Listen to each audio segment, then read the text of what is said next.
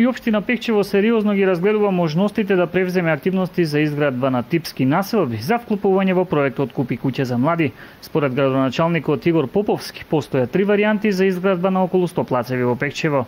Ние како општина Пехчево бараме локација, имаме 1, 2 до 3 варијанти, ќе избереме која ќе биде.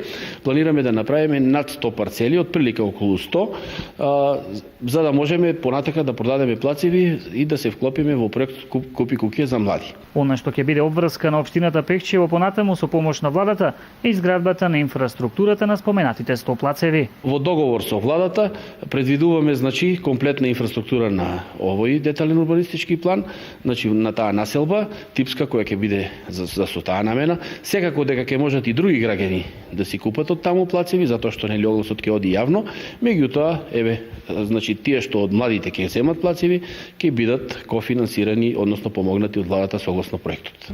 Инаку проектот за изградба на типски населби на некој начин е предвесник на проектот Купи куќа за млади.